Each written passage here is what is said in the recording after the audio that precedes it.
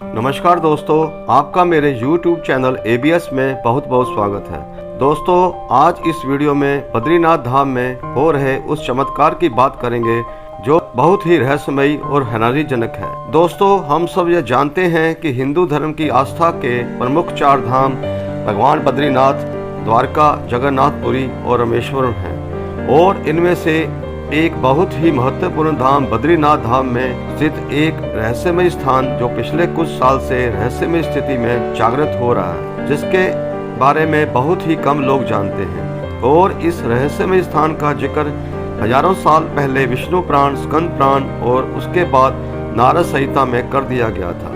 दोस्तों, पुराणों में बताया गया है कि कलयुग के अंत में भूकंप, जल प्रलय और सूखे के बाद गंगा नदी लुप्त हो सकती है और इसी घटना से जुड़ी भविष्य बद्री की कहानी को जोड़कर भी देखा जा रहा है। दोस्तों, स्कंद पुराण में महर्षि वेद व्यास जी ने लिखा है कि कलयुग में एक ऐसा समय आएगा जब बद्रीनाथ धाम अपनी जगह से अचानक गायब हो जाएगा और ठीक उसी वक्त बद्रीनाथ धाम से ही थोड़ी दूर एक नए धाम का उदय होगा, जिसे हम भविष्य में भविष्य बद्री के नाम से भी जान पाएंगे। यानी भगवान विष्णु का वास बद्रीनाथ की जगह भविष्य बद्री में हो जाएगा।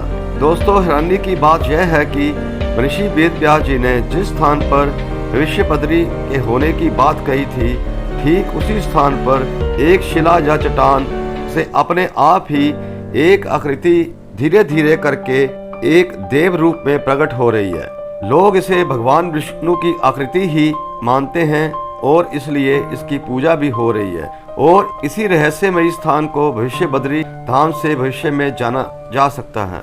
दोस्तों, भगवान विष्णु बद्रीनाथ धाम छोड़कर भविष्य बद्री कब जाएंगे, इसके लिए पुराणों में 2 बड़े संकेत भी दिए गए हैं।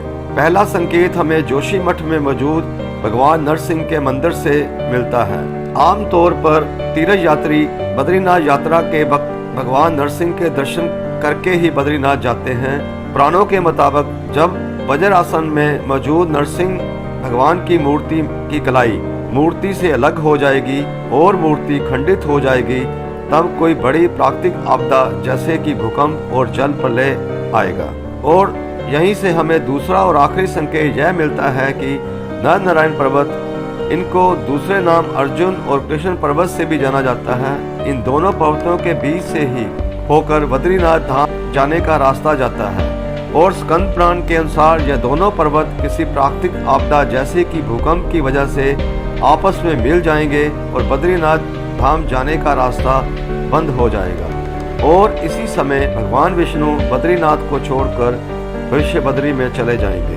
दोस्तों, हैरानी की बात यह है कि जोशीमठ में भगवान नरसिंह के मंदिर में भगवान नरसिंह की मूर्ति का एक हाथ दिनों दिन पतला होता जा रहा है और अब यह हाथ एक स्थान पर तो बाल के बराबर पतला हो गया है। यानी यह घटना भी कलयुग के अंत का एक बहुत बड़ा संकेत हो सकती है।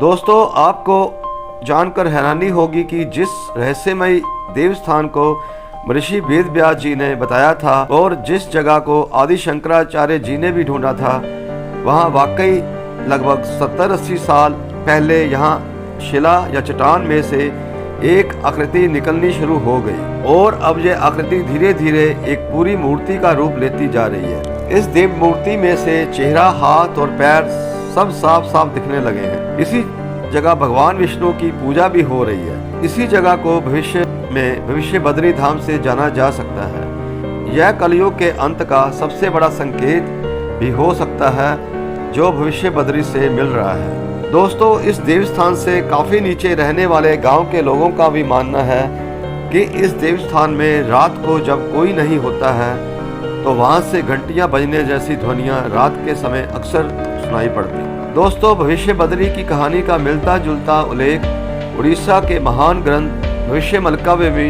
मिलता है। आज से लगभग 600 साल पहले यानी 16वीं सदी में उड़ीसा में 5 महान संत हुए जिनको पंचसखा नाम से भी जाना जाता है। इन्हीं संतों में से एक संत अच्युतानंद के पास भूत, वर्तमान और भविष्य तीनों को देख लेने की अद्भुत शक्ति थी और अपनी भविष्य देख लेने की शक्ति से ही उन्होंने भविष्य मलका ग्रंथ को लिखा।